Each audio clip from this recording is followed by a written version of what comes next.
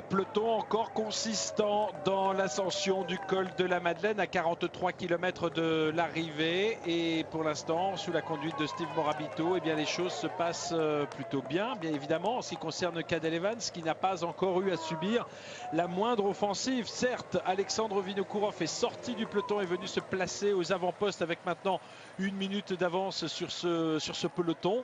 Un peloton qui accuse pour sa part 5 minutes 30 de retard sur Christophe Moreau, que vous avez à l'image, sur tous les autres coureurs qui sont encore présents dans cette échappée aux avant-postes, avec bien sûr Damiano Cunego, avec Anthony Charteau, avec Luis Leon Sanchez, avec Sandy Cazard, avec Jens Voigt qui ferme la marche. Vous apercevez Marc Madiot dans la voiture de la FDJ. C'est le mécano maintenant. Monsieur le mécano, normalement il est à l'arrière. Assistant mécano. Marc Madiot est devenu mécanicien de la Française des Jeux. Et voilà, et bien écoutez, il prend du bon temps apparemment, parce que son coureur est toujours là. On espère quand même que cette fois-ci, Sandy Cazard n'ira pas chercher une place de deuxième. Je rappelle que Sandy Cazard a déjà gagné 2 étapes dans sa carrière sur le Tour de France.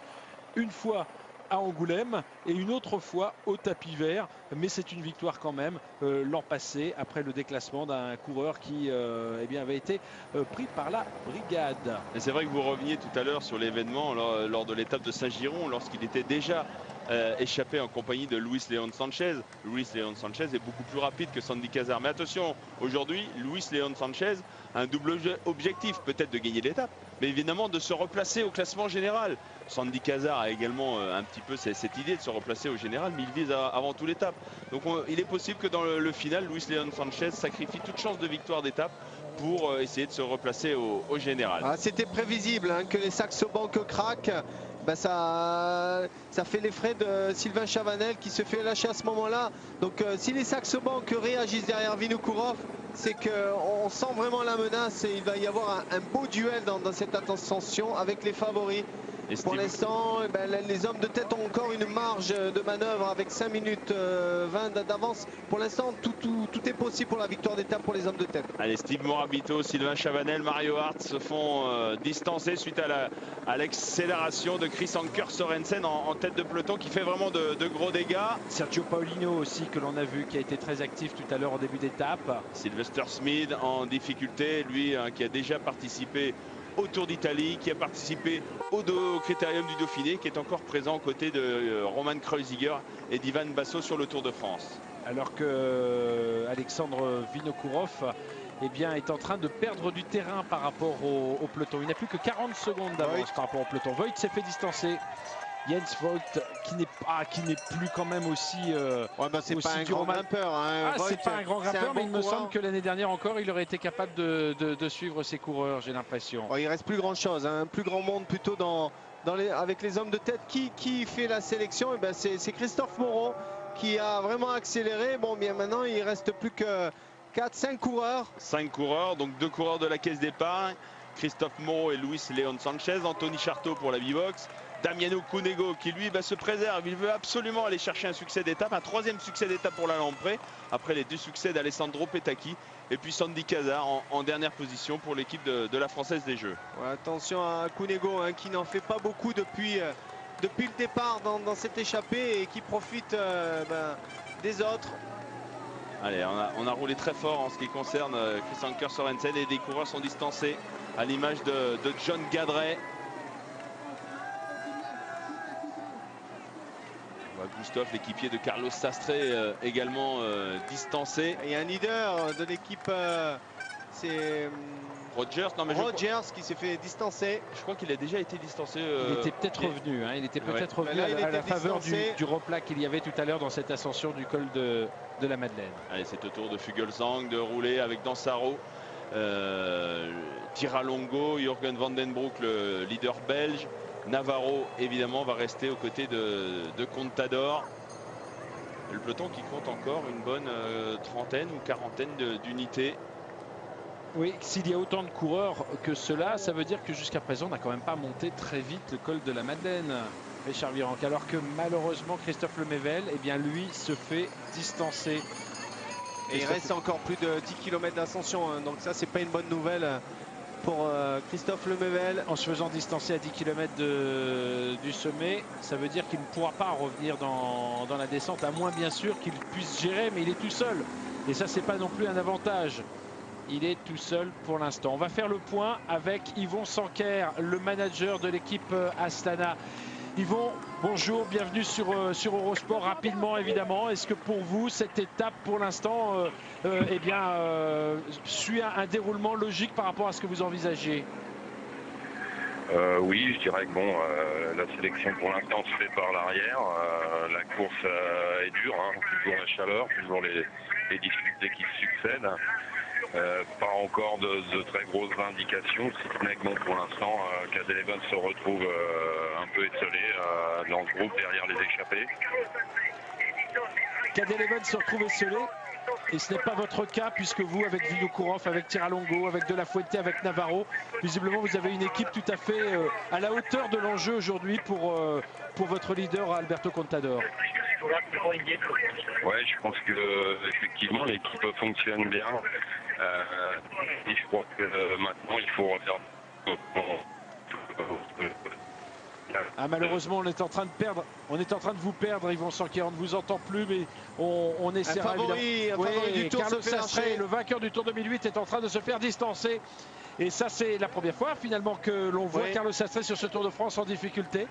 Lui qui avait été noté en difficulté souvent lors du Tour d'Italie, mais on se souvient qu'il avait fait le Tour d'Italie sans aucun jour de course pratiquement. Et là, malheureusement, il est en train de céder, tout comme Ryder Esjedal qui avait été encore distancé, là quand même. Et il s'est battu toute la journée, déjà en difficulté dans le premier grand col de journée, le col de la Colombière. Il était encore là, alors qu'il ne reste plus qu'une quinzaine de coureurs dans ce peloton, le peloton Contador Evans. Une mise en route difficile, oui, pour ce coureur qui, rappelons-le, avait pris la deuxième place de la Amstel Gold Race au printemps dernier derrière Philippe Gilbert.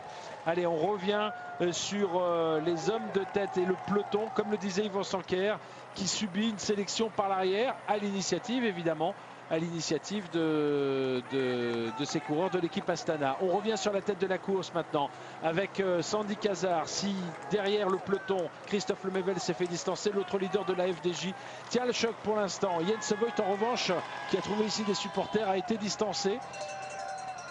Alors que Alexandre Vinokourov est toujours en avance, bien sûr, sur le groupe des favoris. Attention à Cadel Evans qui c'est peut-être pas bon signe de le retrouver à l'arrière, on l'a dit, Yvon Sanquer nous l'a dit, il est esselé, mais là c'est peut-être pas bon signe pour le maillot jaune. C'est les signes, il n'est pas bien.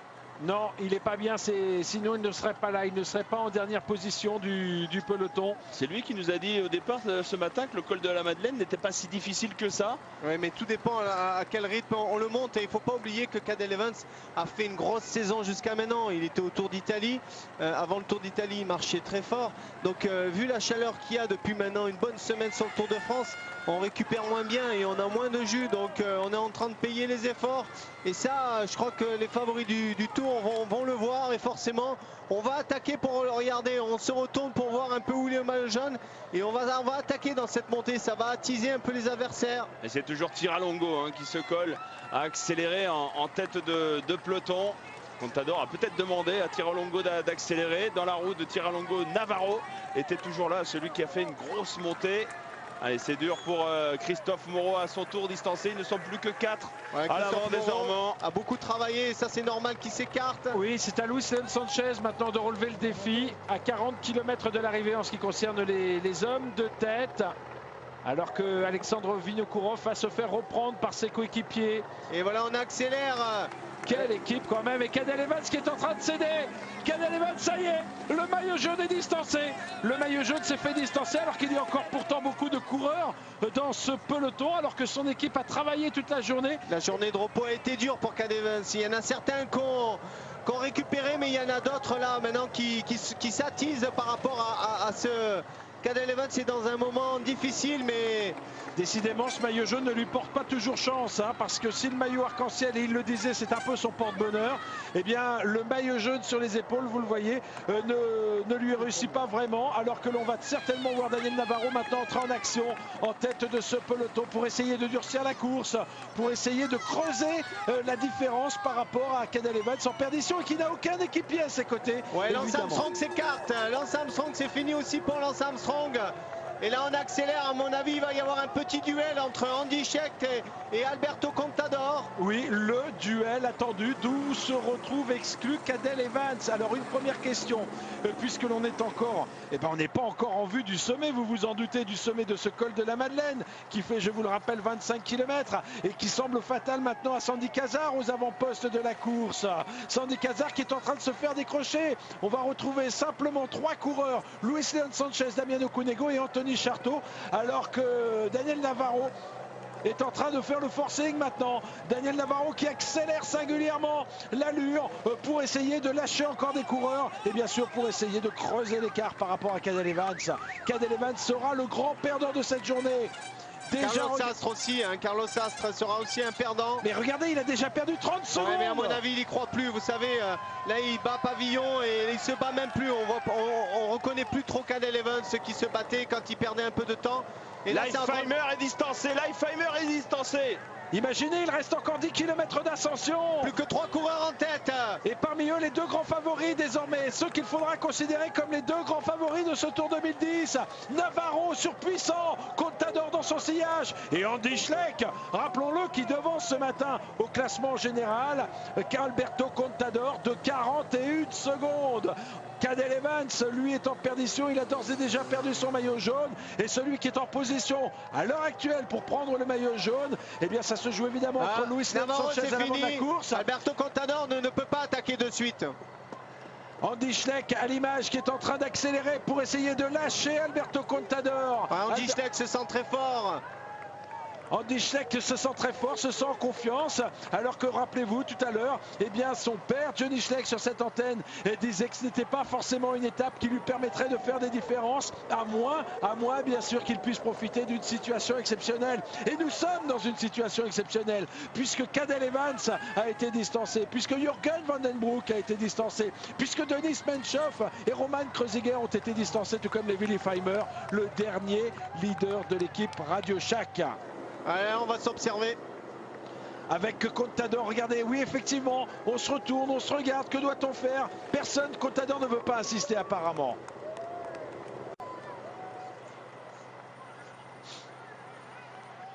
On retrouve pour l'instant 3 hommes avec le coureur de l'équipe Euskaltel qui est revenu. Il s'agit de Samuel Sanchez, rappelez-vous celui qui avait raté de peu la victoire d'étape l'autre jour lors de l'arrivée à Voria. Il avait été battu sur le fil par le maillot blanc, enfin celui qui ne le portait pas encore mais qui le porte aujourd'hui, Andy Schleck.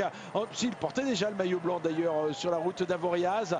Samuel Sanchez qui est en train peut-être de faire son meilleur Tour de France. Un autre Espagnol évidemment, le grand favori au départ de la grande boucle, Alberto Contador, et celui qui désormais est peut-être en train de recueillir la faveur des pronostics, Andy Schleck, qui prend l'initiative, qui suit les meilleurs et qui dispose finalement d'une équipe tout à fait à la hauteur, même si la meilleure équipe c'est probablement la formation Astana. Et derrière, dans un groupe de poursuivants, on retrouve Damien Monnier de l'équipe Cofidis, qui est là en compagnie de Lance Armstrong, en compagnie d'Ivan Basso également. C'est Basso qui fait le tempo.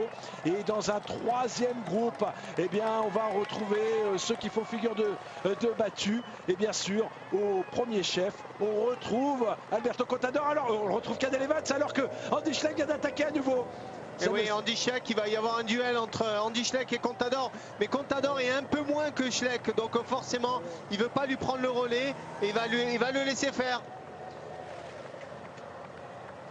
Alors que nous avons justement sur la route du Tour, Hervé Salafranc qui se trouve aux côtés justement de ces hommes, aux côtés de Andy Schleck, qui décidément, Hervé, ne parvient pas à décrocher Alberto Contador.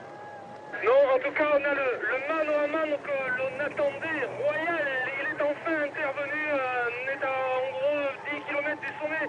Maintenant, si mes comptes sont exacts, et ça avait temporisé pendant un moment, ça avait permis à Samuel Sanchez de revenir, mais Andy Schleck a remis une accélération et Samuel Sanchez a sauté à nouveau. Mais là, pour l'instant, les 2 hommes ne se quittent plus. C'est Andy Schleck qui amène Alberto Contador dans sa roue. Andy Schleck ne cesse de se retourner pour éventuellement voir s'il peut placer au en attaque, ou en tout cas se prémunir, pourquoi pas, d'un contre d'Alberto Contador. Là, les pourcentages sont relativement importants. Le sauter suffisamment pour placer une nouvelle attaque. On va avoir la réponse dans quelques instants. Mais en tout cas, les suiveurs ne s'y sont pas trompés. Il y a une véritable meute de motos, qu'elle soit de radio ou de photographe. Attaque de Schleck à nouveau. Alberto Contador s'accroche. Il a sauté immédiatement dans sa roue. Il s'accélère fort. Andy Schleck a mis une grosse accélération. Et nous sommes obligés d'avancer. Andy Schleck accélère fort. Alberto Contador s'accroche. Et pour l'instant, il répond. Mais Andy Schleck insiste. Effectivement, Hervé Salafranc, nous avons vu cette passe d'armes absolument étonnante entre ces deux hommes, avec une véritable défiance visiblement d'Andy Schleck, qui ne fait aucun complexe par rapport à son adversaire. Il sait qu'il est prenable, Richard Virenque. Oui, mais Andy Schleck se fait vraiment mal, parce qu'à force d'attaquer comme ça va être vraiment le jeu d'Alberto Contador, hein, parce que sur cette montée-là, il ne pourra pas lâcher Contador. Donc, à mon avis, il vaut mieux qu'il roule à un bon train. Ou alors vous avez vu ces écarts, je vous interromps. Cadel Evans est déjà à 2 minutes derrière Contador. Oui, mais Cadel Evans, on a bien vu qu'il était assez résigné, il n'en pouvait plus. Donc si la bagarre s'opère entre ces deux favoris, Cadel Evans va être relayé très loin ce soir. Jackie Durand, est-ce qu'on pouvait s'attendre à ce que Cadel Evans perde autant de temps aujourd'hui dans cette simple ascension du col de la Madeleine? On craignait surtout une défaillance de Cadel Evans en dernière semaine ou dans les Pyrénées. On sait qu'il a effectué un Tour d'Italie très éprouvant et il n'affectionne peut-être pas les grands cols. Mais de là à perdre autant de temps, c'est vrai qu'il était scellé. On avait vu Sant'Ambrogio, on a vu Morabito, puis après il n'avait plus rien. Il n'avait plus d'équipier à ses côtés. C'est ce qui va lui manquer à quelques kilomètres du sommet, alors que devant, on semble s'entendre. Hein. On s'est attaqué et là maintenant, c'est un faux train. Hein. C'est un faux train que Contador fait. Mais attention, Schleck, je suis sûr qu'Andy Schleck va tenter de l'attaquer par derrière. Mais pour l'instant, ils vont collaborer. Ça sera une bonne chose pour essayer de reprendre du temps à tous les favoris de ce Tour de France. Mais Andy Schleck va essayer de le lâcher à la pédale. Oui, hein, parce que n'oublions pas que ceux qui étaient juste derrière Andy Schleck et Contador au classement général sont derrière. Jürgen Van Den Broek a été distancé, Denis Menchoff, Ryder Esjedal est beaucoup plus loin, lui qui était 6e ce matin. Le duo de la Liquigas, Kreuziger et Basso sont distancés. Mais pour l'instant, devant, évidemment, en ce qui concerne les hommes de tête, on espère toujours aller chercher un succès d'étape, parce que pour l'instant, l'écart, c'est un peu plus de 3 minutes d'avance hein, pour Luis Leon Sanchez, Damiano Cunego, Anthony Charteau et Sandy Cazard qui est revenu. Sandy Cazard, au prix d'un effort, est revenu dans la roue du trio de tête. Là, ça y est, on commence à collaborer un peu plus. On est dans une partie un peu plus facile. C'est la dernière portion roulante. Regardez quelle belle image, regardez l'image. Ils ne sont pas de la même équipe. Certes, ils sont tous les deux espagnols. José Ban Gutiérrez qui fournit un bidon à Alberto Contador. Oui, ça c'est une image évidemment qui montre que Alberto Contador a un charisme qui dépasse évidemment bien sûr simplement la dimension de son maillot, du maillot qu'il porte sur les épaules, alors que Andy Schleck lui reste pour l'instant évidemment dans le jeu. Il attend encore peut-être pour porter une nouvelle attaque, et regardez le visage de Cadel Evans. Quelle déception, quel contraste évidemment avec les déclarations qui étaient les siennes, pas hier, parce que lors de la journée de repos justement, il n'avait pas souhaité donner de conférence de presse, contrairement à l'usage qui est en cours dans le Tour de France. On sait qu'à la journée de repos, le maillot jaune a l'habitude de confier ses impressions aux journalistes. Non, il a voulu rester à l'écart, à l'abri. Mais on se souvient notamment d'une interview dans le quotidien L'Équipe il y a quelques jours où il disait « Personne ne croit en moi ». Eh bien, écoutez, moi, je suis persuadé que je peux faire vaciller les meilleurs. Et non, finalement, il avait raison d'y croire, mais malheureusement, il est tombé sur beaucoup plus fort que lui aujourd'hui. À mon avis, il n'a pas fait le programme qu'il aurait fallu pour être vraiment frais au Tour de France. Si on le voit, hein, tous ceux qui étaient au Tour d'Italie, qui étaient très bien au Tour d'Italie, ils arrivent au Tour de France avec beaucoup moins de jus. Donc c'est compliqué de faire le doublé. Cyril Gauthier est repris maintenant par le groupe Schleck, Contador et Gutiérrez. Oui, et puis même si Cadel Evans était maillot jaune à l'issue de l'étape d'Avoria, on l'avait quand même senti suite à l'accélération au sommet d'Avoria d'Andy Schleck.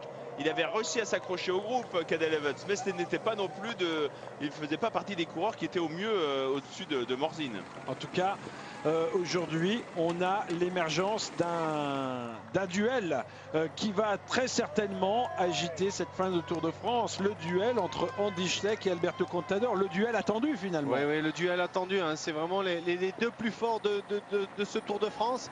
Et attention, hein, dans les Pyrénées, ça sera plus Contador qui sera à l'avantage par rapport au pourcentage. On a l'impression que Contador a un peu de mal dans les Alpes, mais il va sûrement se bonifier. Bon, sûrement que Schleck est aussi dans sa forme de sa vie.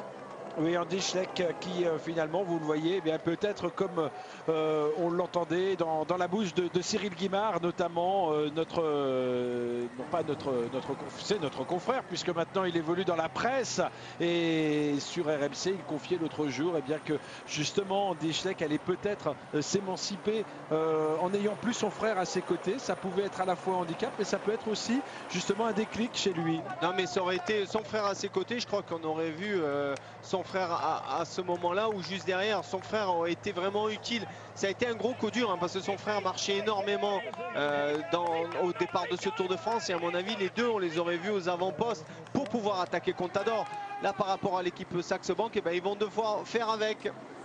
Que Bjarneris, qu'a bien pu dire Bjarneris à Andy Schleck, sachant que Alberto Contador a tout entendu. On est à 5 km du sommet, peut-être simplement des indications chiffrées par rapport au retard de ces deux coureurs par rapport à la tête de la course, par rapport au groupe de Luis Leon Sanchez. Mais pour l'instant, ce retard est de 3 minutes et 17 secondes. Donc vous voyez qu'il y a peu de chance. 3 minutes 17, ça veut dire que Cadel Evans est maintenant à 3 minutes 30 de ces deux coureurs qu'il devançait au départ de l'étape. Attention, on va dans 2 km pour les deux coureurs. On va rentrer dans une phase assez compliquée du col, une phase difficile. Est-ce qu'on va vouloir s'attaquer, ou alors est-ce qu'on va vouloir finir tous les deux? C'est vraiment la question qu'on se pose. Est-ce qu'Andy Schleck a envie de casser le moral à Contador? Parce que dans les 2 derniers kilomètres, je peux vous dire qu'il y a du pourcentage. Et là, il va retrouver un allié de circonstance, Jens Voigt, qui va rouler pendant quelques kilomètres. Il va pas rouler, regardez, il a le bidon à la main. Je suis pas sûr qu'il puisse beaucoup rouler. Regardez, il va essayer un peu. C'est normal, hein, c'est Andy Schleck vient de lui dire, je veux que tu roules. Il lui a demandé, alors que Voigt allait lui tendre un bidon. Il lui a dit non, j'ai besoin de toi. Et là, eh bien, il est en train de se livrer totalement, peut-être pas très longtemps, mais justement, quelle abnégation de la part de Jens Voigt, qui n'a pas pu suivre les meilleurs et qui finalement eh bien, retrouve ici un rôle de la plus grande importance, parce que bien sûr Andy Schleck veut absolument ce soir, eh bien, s'il ne peut écarter Alberto Contador, écarter en tout cas tous les autres favoris. Armstrong avait été écarté sur la route d'Avoria.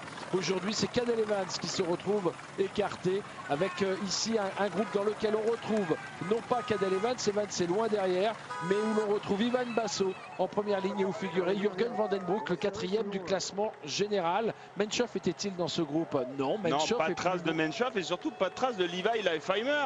On a vu Lance Armstrong, mais on n'a pas vu Leipheimer. Armstrong n'attend pas Leipheimer. Alors que Leipheimer est soi-disant le leader désormais de cette équipe. C'est quand même un candidat au podium. Sandy Cazard est toujours en tête, hein. Il est revenu dans le groupe de tête, il s'accroche. Comme Marc Madiot avait dit, plus c'est dur, plus il est bon. Et d'autant qu'on va arriver bientôt, en ce qui concerne les hommes de tête, bientôt. Attention, vous l'avez dit, on est dans le passage, on est en ce qui concerne ces hommes-là dans un passage très pentu. Pas ces hommes-là, pardon. Ça, c'était le groupe Monnier qui fait une très belle étape encore. Hein. Damien Monnier qui était 22e et meilleur français de ce Tour de France au départ de l'étape. 4 minutes de retard pour Cadel Evans par rapport à Contador et Schleck. 4 minutes pour le maillot jaune. Et bien sûr 7 minutes, enfin bien sûr, par rapport à la tête de la course. Vous voyez que les hommes que l'on a actuellement à l'image sont encore situés à 3 minutes de la tête de la course. Ça veut dire quoi? Ça veut dire que maintenant, à coup sûr, eh bien, la victoire va se jouer entre Cazard, Charteau, Luis Leon Sanchez et Damiano Cunego. Attention à Cunego, il va être redoutable.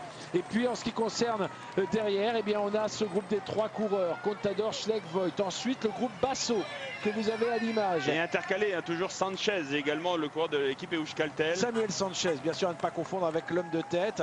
Et dans le groupe Basso, on retrouve Jürgen Van den Broek en deuxième position, Lance Armstrong juste derrière lui. On a également un coureur de la caisse d'épargne, c'est Ruben Plaza. On a Damien Monnier de l'équipe Cofidis. On a Kevin De Weert, un coéquipier de Jérôme Pinault. Jérôme Pinault qui lui est beaucoup plus loin derrière en compagnie de Cadel Evans, qu'il vient d'ailleurs de reprendre et de dépasser. Ouais, il n'arrive pas, Cadel Evans, il n'arrive même pas à suivre Jérôme Pinault. Pour vous dire que il est mort. Hein. Il n'a même pas, je dirais, l'envie, peut-être, il n'a pas les moyens aussi physiques de pouvoir suivre. Il va finir comme il peut. Il ne faut pas qu'on nous vire un favori à chaque étape de montagne du Tour de France, sinon on ne va plus en avoir beaucoup. Hein, je crois qu'il y en a plus que deux, je crois. Il n'y en a plus que deux favoris. Hein. Et les voici d'ailleurs, les deux grands favoris de ce Tour de France, Andy Schleck et Alberto Contador. Et Voigt quand même qui fait un gros travail pour essayer justement de permettre à Andy Schleck de récupérer. Attention, si Voigt arrive à basculer le col avec ces deux-là, ça sera un atout. Dans la descente. Et oui, ça sera un atout. Mais bon, ça sera dur quand même de basculer. Ça sera dur, avec parce que les derniers kilomètres sont vraiment durs. Mais bon, Voigt, c'est quelqu'un qui est dur au mal. Et là, il a un objectif. Et les écarts vont être considérables à Saint-Jean-de-Maurienne. Ça va être de très très gros écarts parce qu'on a vu il y a quelques instants le groupe Armstrong qui est pointé à 1 minute 40 de Contador et de Schleck et de Voigt. Les écarts sont considérables. Vinokourov ici reste dans le groupe d'Armstrong. Il sait d'ailleurs qu'il ne fera pas une mauvaise opération au classement général ce soir, Alexandre Vinokourov, qui était 15e au départ de l'étape et qui va remonter. Alors que le jeune Cyril Gauthier ne parvient pas à suivre. Imaginez Cyril Gauthier, il est échappé, tout comme d'ailleurs José Ivan Gutiérrez, est échappé depuis 140 km en montagne. Ils ont passé ensemble les 3 premiers cols de la journée. Donc on peut légitimement comprendre que ce jeune coureur breton qui participe à son premier Tour de France soit maintenant incapable de rester sur un rythme aussi élevé. Messieurs, on nous demande où se retrouvent désormais les Menshoff, les Racing, les Kreuziger qui sont autant d'outsiders dans ce Tour de France. Eh bien écoutez, en tout cas ils ne sont pas dans le groupe Armstrong, ça c'est sûr, et le groupe Armstrong est pointé, on vous le disait tout à l'heure, à plus d'une 40 maintenant du groupe Contador. Ça veut dire quoi? Ça veut dire effectivement que Menshoff, comme Kreuziger n'est pas dans ce groupe.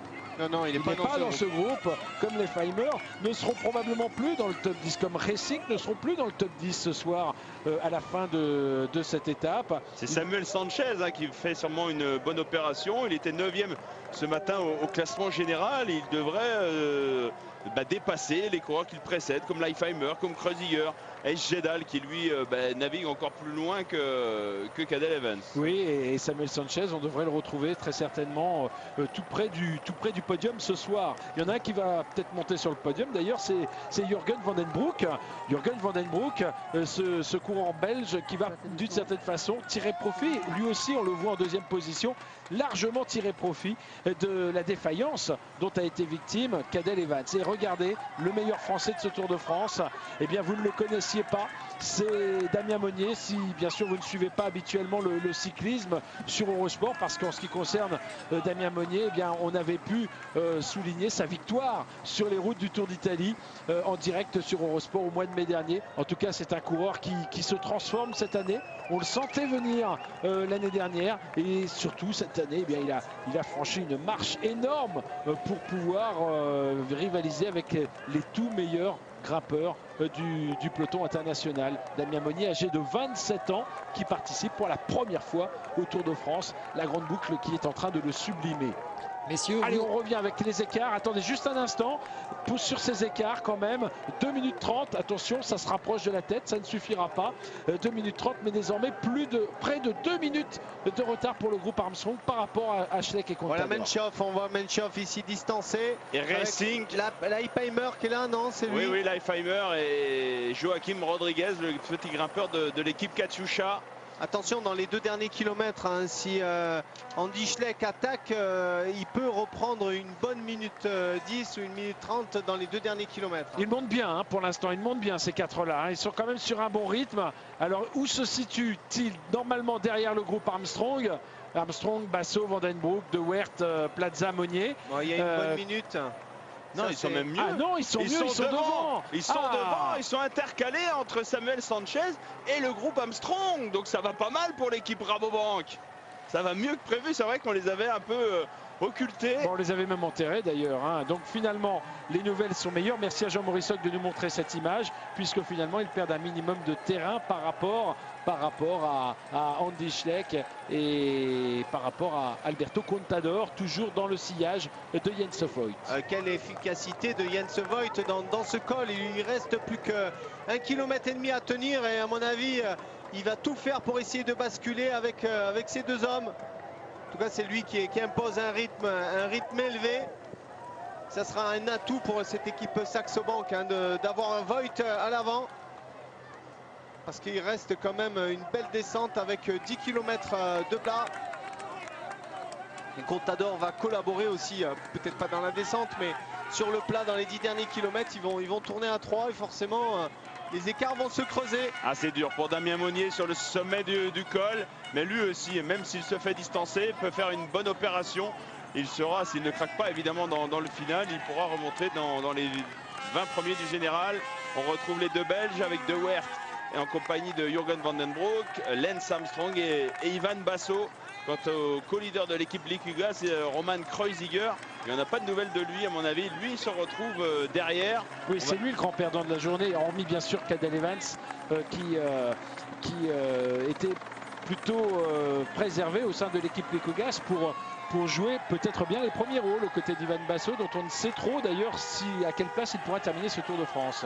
On va basculer bientôt, on est dans le dernier kilomètre pour les hommes de tête. Et la bonne nouvelle, c'est que Sandy Cazard est toujours là et qu'il a tenu le choc, tout comme Anthony Charteau, deux Français dans cette échappée de baroudeurs, rescapés parmi les 4 coureurs, avec Luis Leon Sanchez qui a assumé le tempo, qui a assuré le tempo dans cette ascension après la disparition de ses équipiers Christophe Moreau et José Ivan Gutiérrez. Et puis n'oublions pas Damiano Cunego, qui est probablement dans ce groupe celui qui en a fait le moins, qui s'est réservé,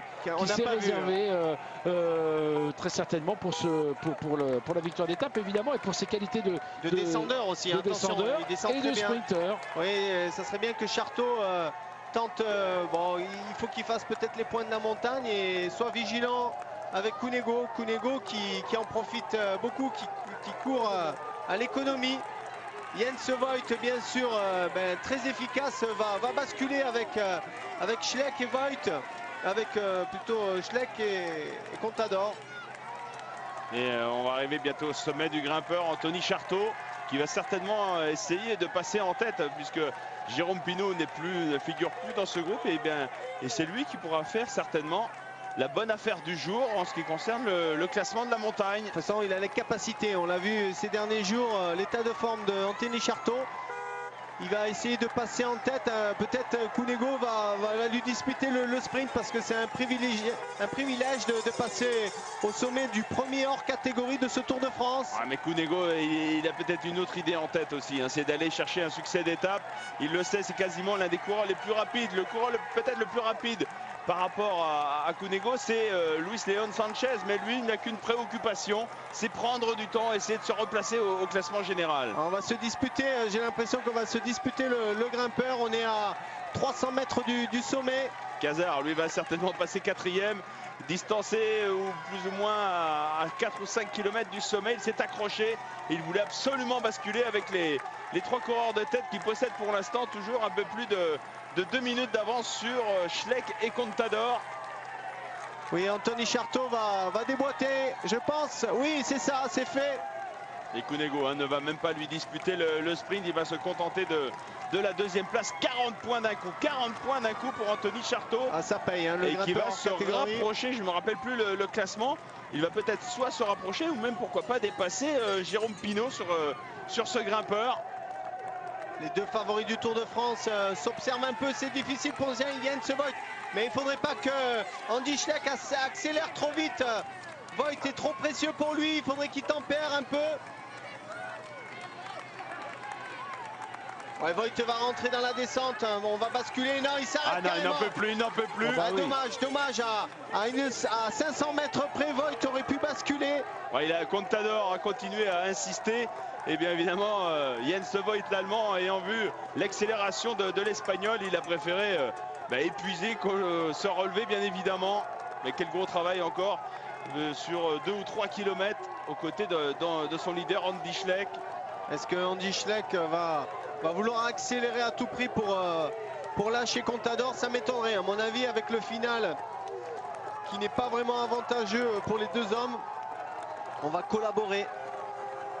Contador est peut-être capable de distancer Andy Schleck quand même dans la descente de ce col. On va voir, attention. Même si Johnny Schleck, le père de Andy, nous disait tout à l'heure qu'il avait confiance justement dans les qualités de descendeur. Il faisait référence notamment à l'étape du Grand Bornand l'an passé, les qualités de descendeur de son fils. Ça demande quand même vérification. Alberto Contador va-t-il prendre des risques? Peut-être pas non plus. L'enjeu est important. Les risques seraient insensés. En tout cas, ces deux-là, quoi qu'il en soit, auront de toute façon écarté un certain nombre de favoris qui étaient encore à proximité immédiate au classement général. Parce qu'on a parlé de ce podium avec Cadel Evans qui était maillot jaune au départ de cette étape et qui se tenait en 1 minute. Mais finalement, quand on regardait ce matin le classement de l'étape, eh bien on se rendait compte qu'il n'y avait pas moins de 7 coureurs qui se tenaient en moins de 2 minutes et même en 1 minute 45. Allez, passage au sommet du dernier col de la journée, le seul col hors catégorie. Vous avez vu que Andy Schleck qui a fait l'effort pour passer en tête. Marquer des points, il a une petite idée peut-être par rapport à ce maillot à poids. Oui, attention. Il est passé en 6e place, Andy Schleck, puisque Christophe Moreau est toujours intercalé entre Casar, Sanchez, Cunego et Charteau et Contador et Schleck. Il est d'une trentaine de secondes devant le vainqueur sortant du tour. Il peut rentrer Christophe Moreau dans la descente. Alors Samuel Sanchez lui va bientôt basculer au sommet de ce col. Samuel Sanchez qui était distancé sur les accélérations successives d'Andy Schleck tout à l'heure, alors qu'il avait fait l'effort et qu'il semblait capable de suivre les meilleurs. En tout cas, c'est un coureur qui est presque sur le podium du tour. Vu sa forme, vu les Pyrénées qui arrivent, à mon avis, il fait partie des 3 meilleurs du Tour de France en ce moment. Et derrière, il va être rattrapé par un petit groupe. Avec Racing, avec Denis Menchoff, avec Joachim Rodriguez et Levi Leifheimer.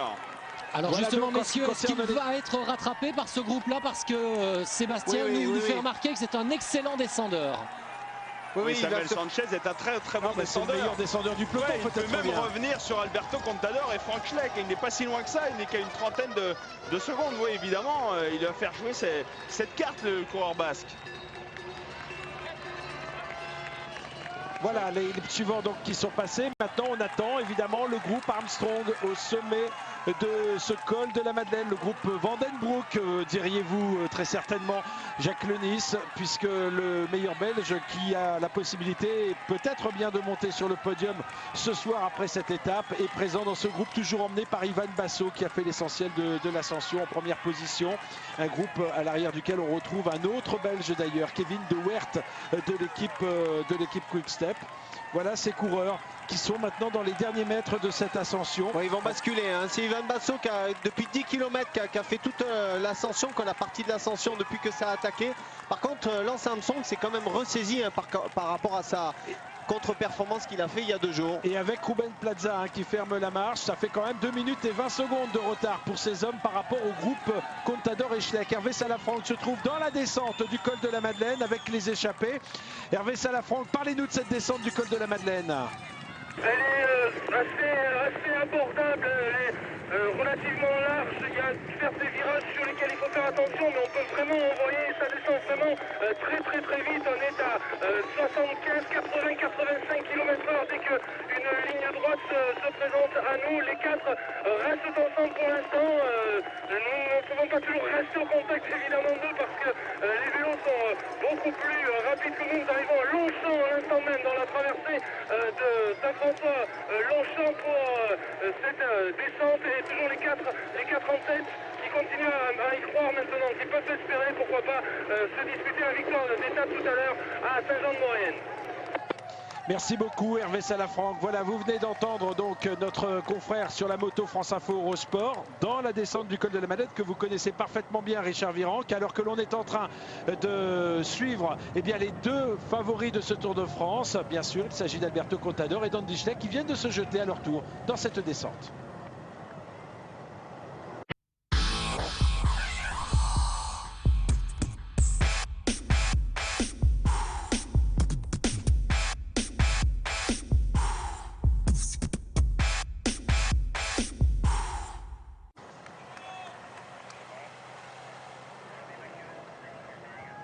« 2 minutes et 33 secondes de retard pour Alberto Contador et Andy Schleck par rapport aux hommes de tête à 21 km de l'arrivée. Sur un terrain plat, ça pourrait leur laisser un petit peu d'espoir. Là, il n'y en a aucun. D'abord, ils sont 2, devant, ils sont 4.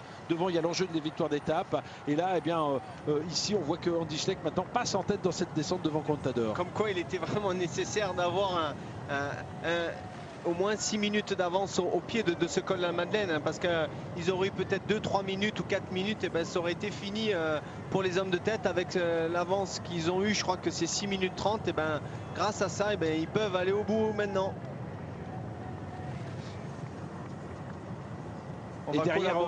Et derrière ces deux hommes, on n'a toujours pas vu le retour de Samuel Sanchez. Samuel Sanchez qui fait une descente de tous les diables, le leader de l'équipe Euskaltel, Euskadi, qui veut absolument revenir. Vous avez peut-être vu le coup d'œil d'Andy Schleck sur la droite. Il a dû l'apercevoir, oui, tout à fait, il a dû l'apercevoir. Et là, on est dans des passages un peu techniques où un coureur, un bon descendeur peut reprendre des secondes. Là, c'est Sandy Cazard qui est ici à l'avant, qui insiste un peu dans la descente. Non, il fait la descente tout simplement. Dans la roue, Damiano Cunego. Anthony Charter en 3e position et Lucien Sanchez ensuite. Messieurs, un favori en ce qui concerne ces 4 coureurs qui, selon toute vraisemblance, ne seront pas repris par leurs poursuivants. Bon, moi, j'aimerais bien que ça soit un Français, mais ça me ferait bien chier que Damiano Cunego l'emporte. Moi, je vous le dis, c'est trivial, mais au moins, c'est compréhensible. Il n'a pas passé un relais de la journée. Et imaginez-vous qu'il gagne l'étape. Alors là... voilà, moi je vais en faire mon favori. Objectivement, c'est vrai qu'il n'a pas beaucoup relayé, au contraire d'un Luis Leon Sanchez. Les deux Français n'ont peut-être pas la pointe de vitesse de l'Italien, donc je vais en faire mon favori. Moi, je l'aurais mis dans le trottoir dans le sprint, hein. Directement. Et s'il me bat, je mets une gifle à l'arrivée. C'est quand même Damiano Cunego. Ouais, mais attendez, ça, tout Damiano Cunego qu'il est. Non, mais ça, s'il gagne, c'est un scandale. Allez, on retrouve Andy Schleck et Alberto Contador qui sont en train certainement de revenir sur Christophe Moreau qui était pointé avec une 45 de retard au sommet du col. Donc il y a 4 coureurs en tête. On va retrouver maintenant 3 coureurs en contre-attaque à un peu moins de 2 minutes. Un peu plus loin, il y a toujours Samuel Sanchez. Et un peu plus loin, on va retrouver peut-être le groupe Robert Racing. Oui, ça c'est le groupe Racing qu'on voit. Il y a une 7-8 coureurs dans ce groupe. Le maillot jaune pointé, vous voyez, à 10 minutes. Hein. Ouh là là, une chute. Oh, c'est Damien Monnier qui a été victime d'une chute, semble-t-il. Après Jürgen Vandenbroek, Damien Monnier également a été stoppé. Mais là, c'est plus grave, effectivement, puisque le coureur de l'équipe Cofidis, le meilleur français sur ce Tour de France, 22e au départ de l'étape ce matin, est tombé. Il a été rapidement dépanné. On ne sait pas dans quel état physique il se trouve. Et dans cette descente, encore une fois, assez technique. Elle est piégeuse par moment, hein, donc il faut être très vigilant, lucide aussi. Et c'est son premier Tour de France. On peut imaginer que les coureurs qui sont ici à l'image connaissent beaucoup mieux la descente du col de la Madeleine que Damien Monnier. Que Christophe Moreau, ça fait peut-être la 20e fois qu'il fait ce col. Regardez, Sanchez, il fait une descente à tombeau ouvert. Il est pointé à 2,15 des hommes de tête. Donc on s'est véritablement rapproché en ce qui concerne notamment Andy Schleck et Contador. Et lui aussi, c'est en train de se rapprocher du trio, parce que maintenant on aura Moreau, Contador et Schleck. Voilà, on va assister à un regroupement. Est-ce que Moreau va collaborer? Non, je pense pas. Non, il a son leader à l'avant, Luis Leon Sanchez. Donc lui, il va essayer de se coller dans la roue des 2 prochains coureurs qui seront premiers et deuxièmes du Tour de France ce soir. Il va leur faire le sprint à l'arrivée.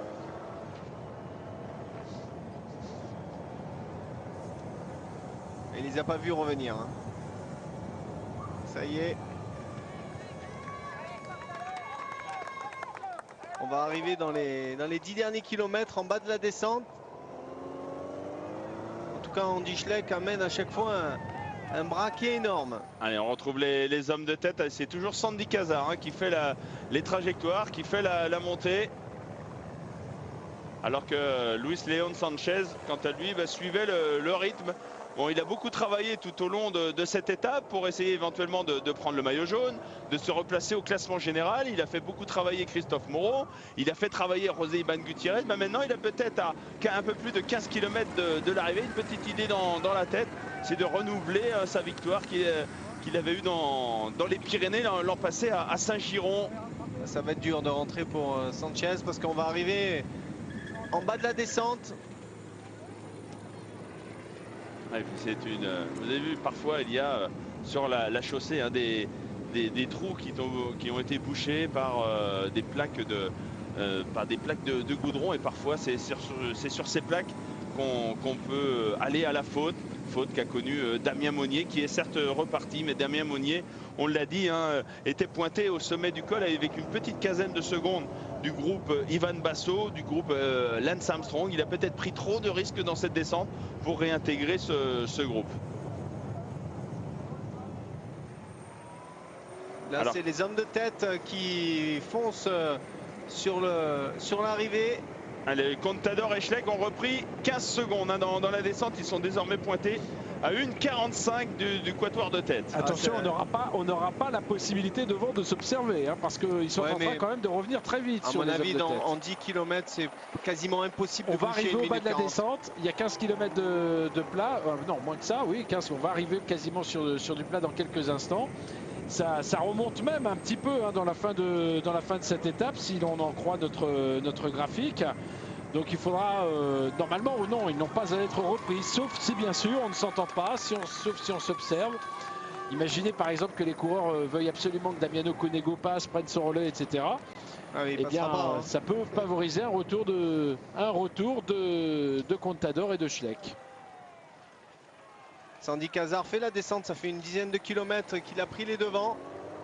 Il a de bonnes trajectoires. Par contre, Andy Schleck, il fait la descente depuis un petit moment. Oui, il fait une très belle descente, Andy Schleck. Il descend en tout cas beaucoup plus vite que Sandy Cazard, qui lui fait la descente en tête de la course. Attention, il y en a un derrière qui fait la descente à fond, qui veut rentrer à tout prix. Il était pointé une bonne trentaine de secondes de Contador et Schleck et de Christophe Moreau. Va-t-il arriver à faire la jonction? Lui qui a quand même fait une grosse faute lors de l'étape d'Avoria, en lançant de très loin le sprint en roulant, alors qu'il avait Andy Schleck dans la roue. Il lui était supérieur quand même en cas d'arrivée au sprint, mais il s'est senti sans doute trop fort ce jour-là.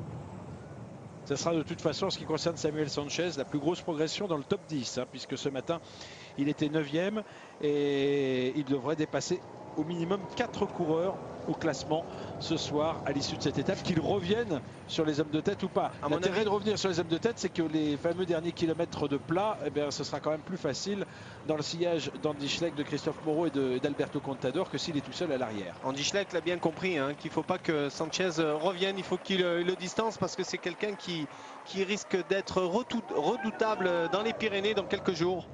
Allez, sous la banderole des 15 derniers kilomètres, un pointage a été établi. Il y a toujours 1 minute et 45 secondes de retard. Ils n'ont rien repris depuis 4 ou 5 kilomètres. On peut s'observer aussi à l'avant, donc c'est possible peut-être dans les 5 derniers kilomètres. Sanchez commence à voir les voitures, regardez, il a le point de mire, à mon avis, il peut rentrer. Oui, le problème, c'est qu'on arrive au bas de cette descente et qu'il va devoir livrer cette poursuite maintenant sur un terrain plat. Il est à 20 secondes, 20 secondes de Contador et Schleck désormais. Et là, ça peut tout changer aussi pour ces favoris du Tour. Après, ils vont peut-être se relayer sur le plat et revenir peut-être sur la tête de course. Mais bon, boucher 1 minute 40, il faudra vraiment que ça roule à l'avant et que peut-être Contador soit d'accord de rouler. Bon, Moreau ne va pas rouler, ça c'est clair. Donc ils vont être à 3 à rouler. On arrive en bas de la descente et à mon avis 15 secondes, 20 secondes, ça va être chaud. Et Andy Schleck a vraiment pas envie que Sanchez rentre. C'est lui le plus efficace. Par contre, Contador, lui, quelque part, ça lui fait ni chaud ni froid. alors que le retard du groupe Armstrong-Basso est désormais de 3 minutes sur le groupe que vous avez à l'image, sur Contador et Schleck, et bien sûr en compagnie de Christophe Moreau. Allez, on revient sur la tête de la course, à 12 km de l'arrivée, au bas de la descente que ces coureurs ont effectué dans le col de la Madeleine. Les derniers écarts, vous les avez, qui s'affichent actuellement.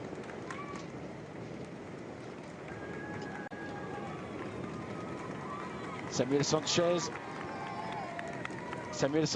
est à 10 secondes seulement derrière le groupe à l'image ici avec la Moto 2, avec bien sûr Schleck et Contador avec Christophe Moreau. 10 secondes, il va rentrer le champion olympique au casque d'or. Il va rentrer dans quelques instants sur ce groupe, le premier groupe en poursuite derrière les 4 hommes de tête échappés depuis les premiers kilomètres de cette étape.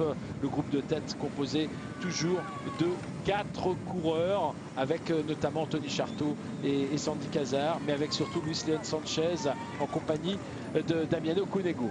Attention, hein, même 10 secondes, il va falloir boucher les 10 secondes. Hein. Si Contador commence à relayer Andy Schleck, à mon avis, il va revenir à 10 secondes et il ne pourra pas rentrer. Donc ça va être difficile, parce qu'on remarquera tout à l'heure qu'à chaque fois que les deux favoris s'attaquaient, que ce soit Andy Schleck ou Contador, ben, il était distancé. Donc maintenant, si les deux collaborent sur le plat, c'est 2 très bons rouleurs. Donc ça sera compliqué de boucher 10 secondes, même 15. D'autant que Radio Tour nous annonce 18 secondes, 18 secondes d'écart entre Schleck, Contador.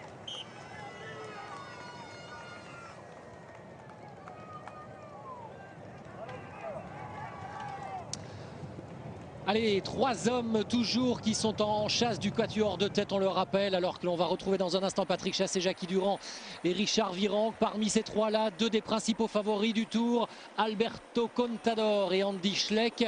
Ils sont accompagnés de Christophe Moreau, qui ne va évidemment pas relayer, puisque devant il y a cet homme. L'un des leaders, ou le leader même de la caisse d'épargne, Sanchez, avec 2 Français, Anthony Charteau qui est en train de mener ce groupe, juste derrière lui Sandy Cazard, et puis attention à l'Italien Damiano Cunego, qui n'a quasiment pas travaillé au cours de cette étape, ni dans l'ascension de ce col hors catégorie de la Madeleine, ni avant. Cunego qui se réserve certainement pour l'arrivée. Il reste 10 km maintenant. Et on va essayer d'avoir dans un instant un écart le plus précis possible entre ces hommes de tête et le groupe Schleck-Contador. A priori, il y aura encore 1 minute 40 secondes d'écart.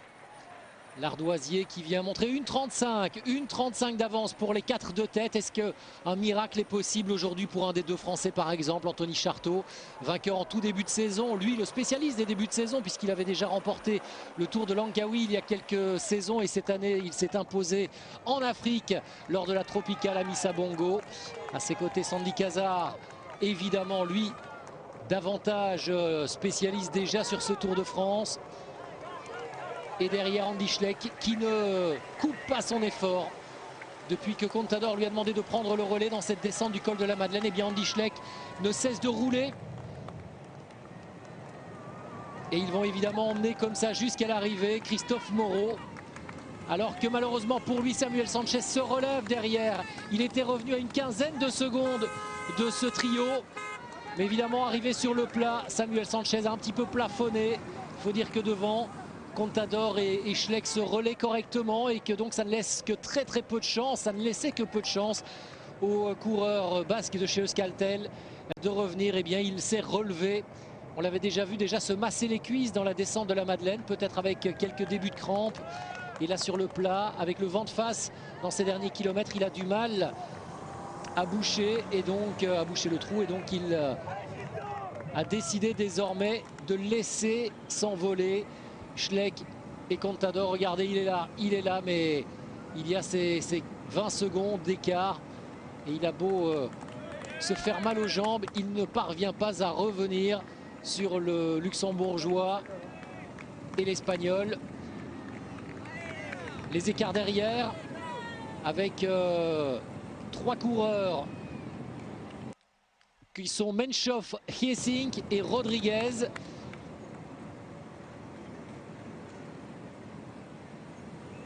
Et ces 3-là comptent une bonne minute de retard sur le groupe Contador. Et puis plus loin, on retrouve donc Lance Armstrong avec Ivan Basso, avec Jürgen van den Broek, le Belge que l'on a vu tout à l'heure crever dans la descente de la Madeleine. Il y a encore Kevin De Weert ou encore Ruben Plaza Molina dans ce groupe. Un groupe de 5 coureurs qui était pointé au dernier pointage à 4 minutes et 13 secondes.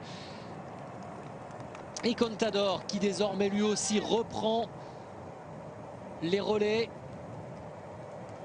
Aujourd'hui, évidemment, on est en train d'éliminer quasiment la totalité des autres prétendants à la victoire dans ce Tour de France. On a vu le coup de pompe terrible de Cadel Evans, désormais relégué à plus de 8 minutes de ce groupe.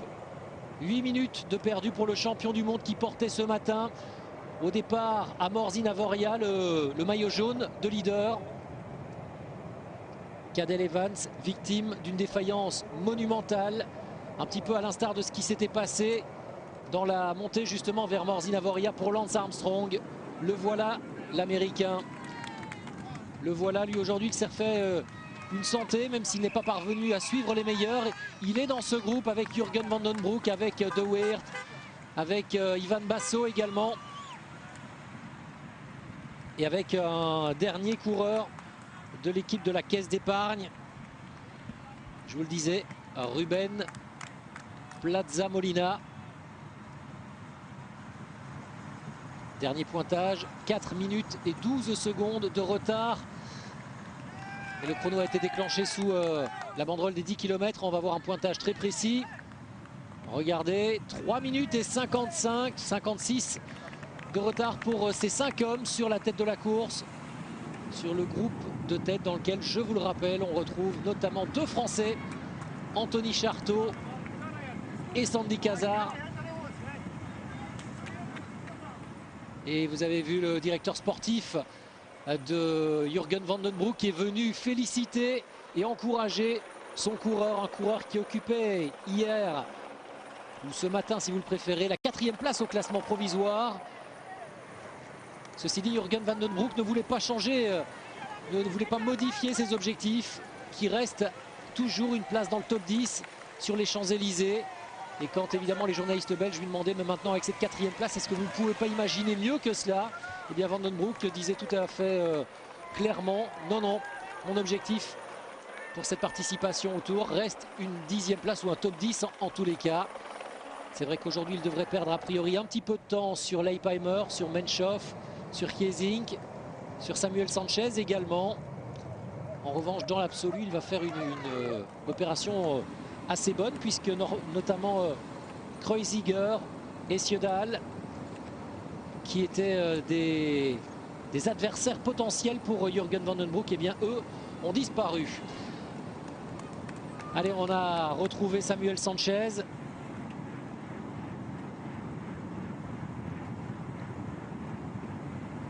Samuel Sanchez qui est un petit peu pris en chasse-patate comme on dit, hein, entre les différents groupes, mais un petit peu isolé. Il va dépenser beaucoup d'énergie dans cette course-poursuite derrière Contador et Andy Schleck.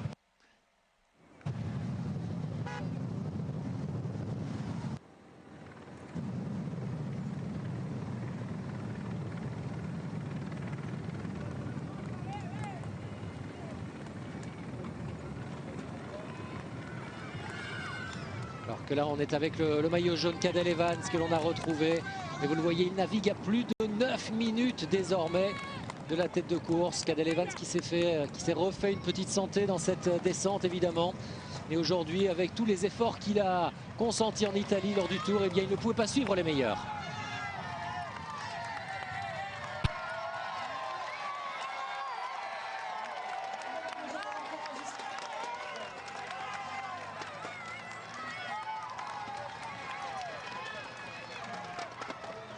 Il reste un peu plus de 5 km dans cette 9e étape du Tour de France qui va arriver dans quelques instants à Saint-Jean-de-Maurienne. Dans la vallée bien sûr, après cette ascension du premier col hors catégorie de ce Tour de France. L'ascension du col de la Madeleine qui aura causé des dégâts une nouvelle fois. On avait déjà éliminé de la course à la victoire dans ce Tour de France Lance Armstrong lors de la 8e étape. Et bien cette fois-ci c'est Cadel Evans qui a dû baisser pavillon. Et plus que jamais, les deux principaux favoris que sont Alberto Contador et Andy Schleck se sont dévoilés, se sont livrés d'ailleurs un très beau duel avant de constater visiblement qu'aucun des deux ne pourrait prendre l'ascendant dans cette côte.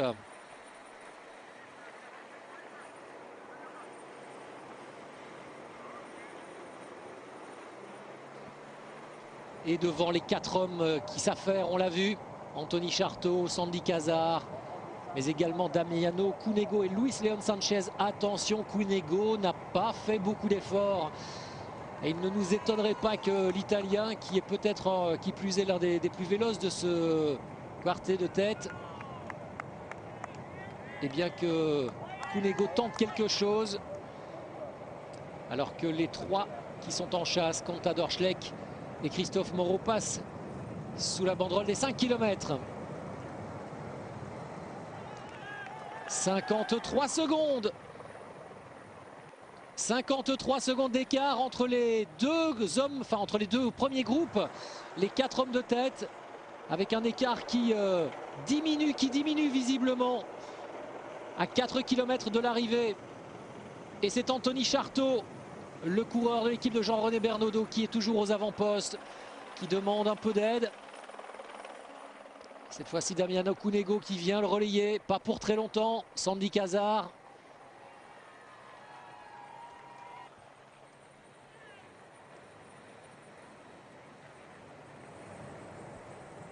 Et on commence à se retourner, hein. Vous avez vu Sanchez.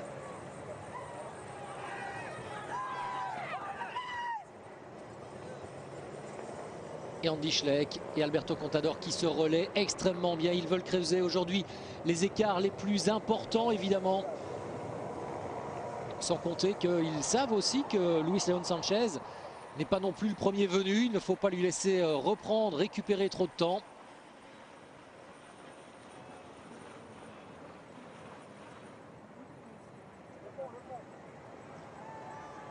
Sous la banderole, 55 secondes de retard à 4 km de l'arrivée. Alors que l'on se rapproche, vous le voyez, de Saint-Jean-de-Maurienne. Moins de 3 km, 300 désormais pour cette arrivée. Et peut-être un coureur français pour disputer la victoire encore aujourd'hui.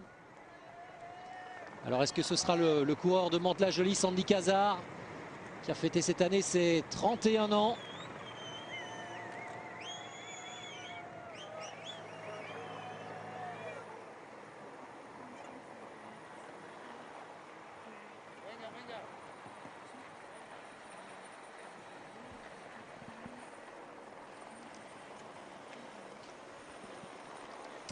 Moins de 3 km maintenant. Schleck, Contador et Moreau à la poursuite des 4 hommes de tête. Mais il compte encore une bonne cinquantaine de secondes de retard, on le rappelle, sur le groupe emmené par les 2 Français, Anthony Charteau et Sandy Cazard, accompagné de Damiano Cunego et de Luis Leon Sanchez. Sandy Cazard. Alors que l'on nous annonce maintenant un écart seulement de 35 secondes. Un écart qui fond comme neige au soleil. Est-ce qu'il y a encore à craindre pour le groupe de tête qu'il soit rejoint par ces 3 hommes? Visiblement c'est possible. Les 3 hommes derrière viennent de récupérer une vingtaine de secondes sur le dernier kilomètre. Alors que se passe-t-il? Est-ce que l'on est déjà en train de compter, de calculer ses coups de pédale, ses efforts en tête? Mais attention messieurs, la victoire d'étape ne va peut-être pas se jouer. À vous 4 seulement. Sandy Cazard qui rêve évidemment d'inscrire un 2e succès au Tour de France, puisqu'il s'était imposé lors de la 18e étape en 2007. Je crois que l'on a retrouvé Patrick Chassé, Jackie Durand et Richard Virenque. Oui, effectivement. effectivement, un problème technique. Toutes nos excuses pour ces problèmes techniques. Nous sommes à 2 km de l'arrivée. Dans quelques instants, dans quelques minutes, eh bien, on va connaître l'issue de cette étape, mais ça ne vous aura pas échappé. Bien sûr, Jacques Lenise. Derrière, on est en train de revenir à toute vitesse à 2 km de l'arrivée avec Andy Schleck en compagnie d'Alberto Contador, avec bien sûr Christophe Moreau qui ne prend pas les relais. Il n'a pas à le faire, évidemment, Christophe Moreau.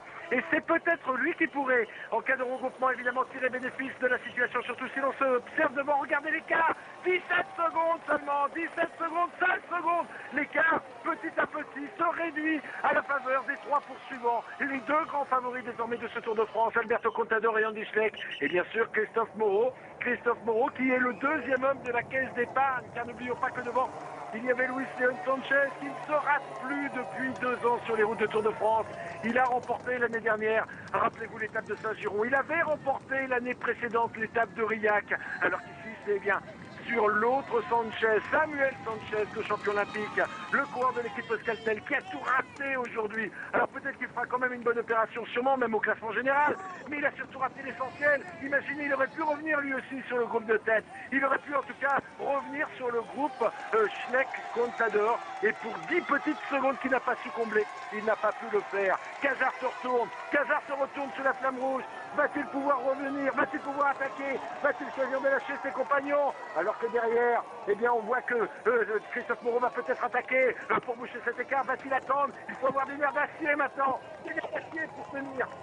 Des nerfs d'acier pour tenir, évidemment. Voilà, la jonction va s'opérer dans quelques instants. La jonction va s'opérer entre les baroudeurs et les favoris. Schleck Contador accompagné de Christophe Moreau qui dispute, rappelons-le, ce dernier Tour de France. Il y a donc désormais 7 coureurs en tête et 3 Français avec bien sûr Sandy Cazard, avec également Anthony Charteau et avec Christophe Moreau, le spectromètre lancé, avec Andy Schleck en première position, Damien Okonego qui espère bien tirer. Eh bien, tirer la possibilité de remporter pour la première fois une victoire d'étape sur le Tour de France. Anthony Charteau qui ne bouge pas, Christophe Moreau qui est en dernière position, Sandy Cazard qui va peut-être attaquer avant l'amorti du dernier virage. Christophe Moreau qui est là, à l'extérieur, attention, le spectromètre lancé, Christophe Moreau qui est là également, oui, qui est toujours là, et Sandy Cazard qui a lancé de très tôt peut-être, Sandy Cazard avec dans son sillage Luis Leon Sanchez, avec également Damien Okonego en 3e position. Oh là là, c'est une partie idéale pour Luis Leon Sanchez qui va maintenant porter son effort, et pour Konego de l'autre côté, avec Cazard qui tente de résister, Sandy Cazard toujours en tête à la sortie du dernier virage, et il remporte cette étape incroyable. La 3e victoire d'étape sur le Tour de France de Sandy Cazard. Et bien voilà, Sandy Cazard qui repousse au sprint Konego et Luis Leon Sanchez, Richard Virenque, qui ont probablement été aussi peut-être surpris par ce dernier virage. Oui, Cazard a fait un superbe final, il a lancé le sprint quand il fallait, il était aux avant-postes, on pensait que Christophe Moreau pouvait l'emporter, Christophe Moreau qui n'avait pas collaboré dans les derniers kilomètres. Donc Sandy Cazard vient de s'imposer pour la 3e fois sur le Tour de France, devant ses favoris, tous les favoris du Tour de France. C'est vraiment quelque part un peu la surprise. On pensait que Andy Schleck peut-être allait s'imposer ou Alberto Contador. Non, c'est Sandy Cazard qui a battu tout le monde en costaud dans cette arrivée ici. C'est magnifique. Effectivement, alors que l'on va voir maintenant, eh bien, Sanchez qui en termine, il est déçu, il est abattu, il perd 52 secondes, il est furieux, imaginez, il avait dû s'incliner alors qu'il pensait avoir fait le principal sur la route d'Avoria, au sommet de la montée de Morzine-Avoria, il avait été battu sur le fil, sur la ligne d'arrivée par Andy Schleck. Aujourd'hui, il n'a pas pu rejoindre le groupe des favoris qui a pu opérer la jonction avec le groupe Cazard. Ça n'a pas empêché le Francilien de s'imposer aujourd'hui. Sandy Cazard qui remporte sa première victoire de la saison. Il n'avait plus gagné depuis l'étape de Bourg-Saint-Maurice, une étape acquise au tapis vert, rappelons-le. Alors que l'on va voir maintenant le groupe Robert Racing qui va en terminer avec Denis Menchoff, avec également le coureur de l'équipe Katusha Rodriguez qui est là, ces coureurs qui vont en terminer dans quelques instants. Avec dans ce groupe également les Willefheimer de l'équipe Radio Shack qui est présent. Ce groupe qui a déjà maintenant, qui va avoir à peu près 2 minutes de retard, 2 minutes sur la ligne dans quelques instants. Et c'est les Willefheimer qui va absolument limiter les dégâts, qui fait l'effort. Les Willefheimer qui, ce matin au départ de l'étape, eh bien occupé la 8e place du classement général. Et comme derrière on a des coureurs comme Kreuziger, il penser qu'il peut dépasser Kreuziger au classement à l'issue de cette étape au classement général, même si Joaquin Rodriguez passe la ligne le premier au sein de ce groupe avec 2 minutes et 10 secondes de retard sur le vainqueur Sandy Cazard. Et voici maintenant le groupe de Basso avec Jürgen Van den Broek. Van den Broek qui était 4e ce matin au classement général et qui malheureusement a été victime d'une crevaison au plus mauvais moment dans la descente du col de la Madeleine. Avec Jürgen Van den Broek, on retrouve Ivan Basso, on retrouve également dans ce groupe Kevin de Weert, on retrouve aussi Lance Armstrong, on retrouve Ruben Plaza, mais on ne retrouve pas Damien Monnier qui a été distancé sur une chute dans la descente du col de la Madeleine. Si Jürgen Van den Broek sur crevaison a pu revenir, Damien Monnier, le meilleur français de ce Tour de France au classement général, n'a pas pu revenir et ça fait 2 minutes 50 de retard au passage sur la ligne. 2 minutes et 50 secondes de retard pour Ivan Basso qui était 13e au classement général ce matin de cette étape. On le sait, en ce qui concerne Lance Armstrong, il était beaucoup plus loin au classement au départ de cette étape après avoir perdu pied en raison d'une grosse malchance également lors de l'étape d'Aboria. Voici Damien Monnier qui va terminer dans le groupe de Kreuziger avec Vinokourov et avec Grégory Rass. Ces 4 coureurs qui vont en terminer dans quelques instants. Non, c'est pas Grégory Rass, pardon, c'est Andreas Klöden. Ces 4 coureurs qui vont terminer avec environ 3 minutes 30 de retard. Des écarts qui seront importants aujourd'hui, qui seront importants entre les différents groupes. Il y aura des écarts au classement général. Et regardez, avec l'épaule tuméfiée, Damien Monnier, l'Auvergnat qui se bat, lui qui avait remporté courageusement une étape sur les routes du Tour d'Italie, qui se bat pour malgré tout, eh bien peut-être faire une bonne opération au classement général. Il était 22e, il sera peut-être mieux placé ce soir à l'issue de cette étape, très certainement. Même il devrait rentrer dans le top 20. Ce groupe qui termine avec 3 minutes et 50 secondes de retard à l'arrivée de cette étape ici à Saint-Jean-de-Maurienne. Je vous rappelle le classement où l'on retrouve 3 Français dans les 5 premiers. 3 Français dans les 5 premiers, il y en avait 4 dans les 7 lors de l'arrivée de l'étape des Rousses. Les Français qui avaient vécu une très mauvaise journée, rappelez-vous, lors de l'étape d'Avoria, mais qui se reprennent bien aujourd'hui, alors que le nouveau porteur du maillot jaune, c'est désormais officiel. Ce sera Andy Schleck, évidemment, qui va troquer le maillot blanc pour le maillot jaune. Alberto Contador gagne une place, il devient 2e. Quant à Samuel Sanchez, c'est la plus forte progression dans le top 10. Il était 9e, il monte à la 3e place devant Denis Menchov 4e et Jürgen Van den Broek qui recule d'une place au classement général.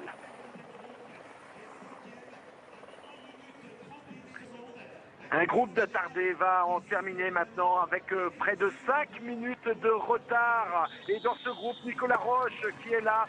Dans ce groupe, Nicolas Roche qui va en terminer maintenant avec un retard, vous le voyez quand même, conséquent.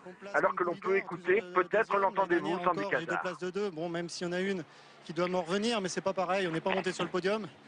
Et là, j'ai pensé qu'à une chose, les 30 derniers kilomètres, la ligne d'arrivée. Et il y avait que ça en tête. Après, on ne s'est pas trop relayé. C'était un peu de l'intox. Mais je la voulais tellement que je ne pouvais pas m'arriver autrement. Elle était un peu particulière, hein, cette arrivée. Le profil était particulier avec cette côte. Oui, mais je ne m'attendais pas à la côte comme ça dans le final. Quand on voit sur le livre, c'est pas du tout pareil. Mais j'ai tout de suite pensé à... Quand je fais 2 derrière Cyril Dessel en 2008, je ne me rappelle plus comment ça s'appelle, mais... Le dernier virage était à 180 mètres, là c'est pareil. On ne voyait pas jamais la ligne droite. Je me suis retrouvé en tête à 350 mètres. Je savais que c'était trop loin, mais il fallait que j'attende. J'ai attendu 200 mètres. Puis à 200 mètres, j'ai dit on y va. De toute façon, on n'a plus le choix. Si je me fais déborder, c'est trop tard. Et comme je savais que ça virait sur la gauche, j'ai fermé un peu la porte et puis personne n'est passé. C'est un joli cadeau que vous offrez à votre équipe parce que votre sponsor, la FDJ, vient de prolonger pendant 4 ans son contrat, ce qui est très important bien sûr. Vous leur apportez cette victoire d'étape, c'est bien joué. Oui, mais je crois que c'est pour la FDJ, on attendait ça. On n'avait pas fait un très bon début de tour. Avec Christophe, on devait faire le général. Bon, on s'est un peu loupé.